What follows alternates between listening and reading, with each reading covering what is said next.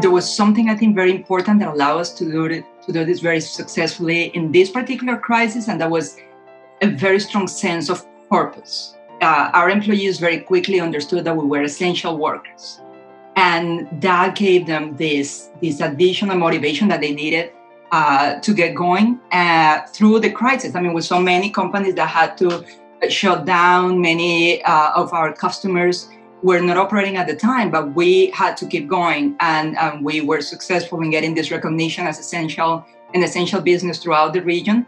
In particular, in this situation, what we found ourselves doing was organizing very quickly and defining our strategies around our employees' health and safety, making that a top priority and keeping that top of mind.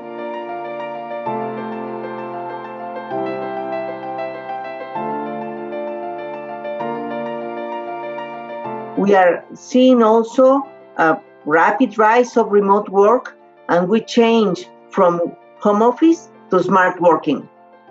It demands from companies and people different skills and different benefits for both of them. The other thing that we are seeing is that an increase of on-demand talent, despite where they are. So that means that all the local labor laws are less meaningful than before.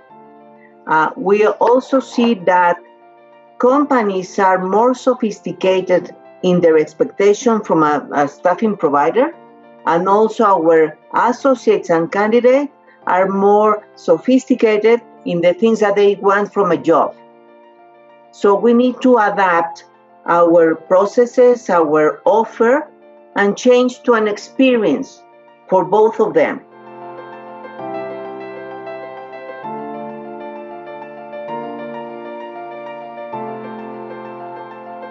The thing that we focused on more from a leadership perspective was communication. It's what we heard every day from our teams and from the crisis management committee was our main role during this crisis is to communicate, and communicate to the point that there may be, we may get to, the employees are going to have an overload of information, but that is okay. It's better to give them more information than to have our workforce trying to or wondering what is it that they need to do at this time. So there was a lot of emphasis on communication.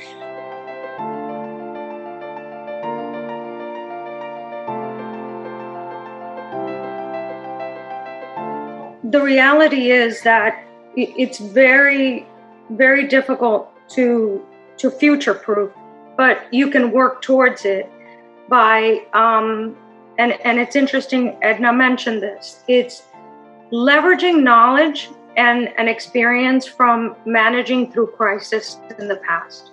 The other thing that I would recommend is to our lead is lead with empathy. Be flexible. Be your ability to thrive in these type of disruptive environments is how adaptable are you? Are you able to find the opportunities?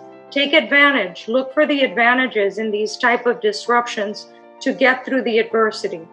And leverage the diversity of your people to cultivate diversity of thought.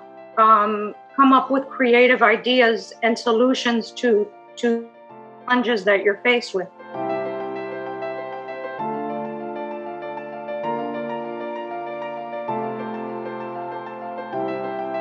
We need, as companies, to understand that we don't control all the variables and that we don't know all the variables that can impact our businesses. So the need of upskilling and reskilling, it's an imperative. I think that companies need to understand that probably their business model will be completely different in the next 2 years or 3 years. We should be thinking now in the new job descriptions and the new competences and abilities that we will need in the next future. And we should start to develop them internally right now. And that's the only way that we will be successful and competitive in a changing market.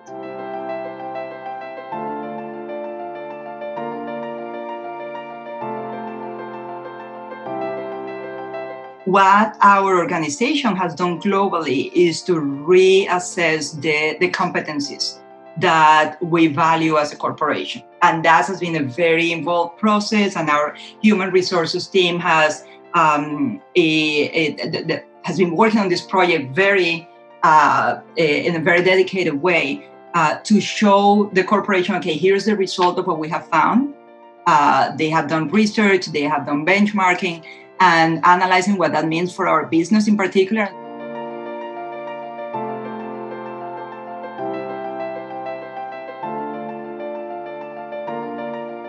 I think that we understood that culture is not a policy, it's a summary of behaviors.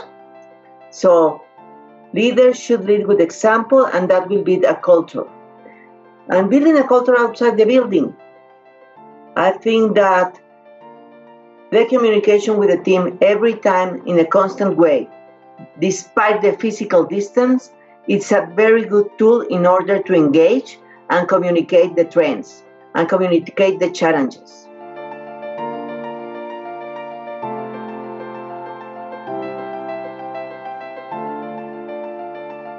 We need to have fresh ideas from different environments. So diversity is the only way you can find that variance of ideas and points of view for everything.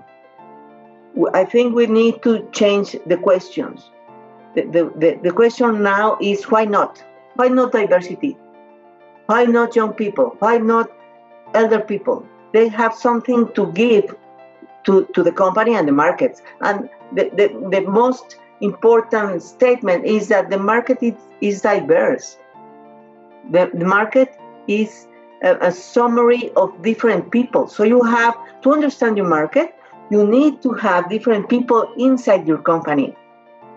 If not, you can't set the expectations and fit the expectations of the consumer that are more sophisticated than ever.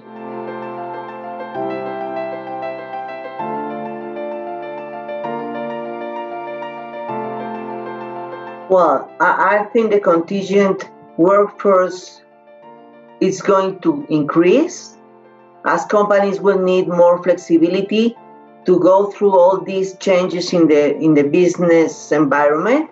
The companies value flexibility, and they need to balance better and manage better their cycles and their cost structure. So there's going to be an increase of demand of contingent workforce. But on the other hand, we see a change in what workers want. Workers, more and more, they don't want to work from 9 to 5 for the rest of their life. They want also flexibility and time to balance their life, their expectations, and their dreams. So I think in the future, these models are going to be the rule, not the exception.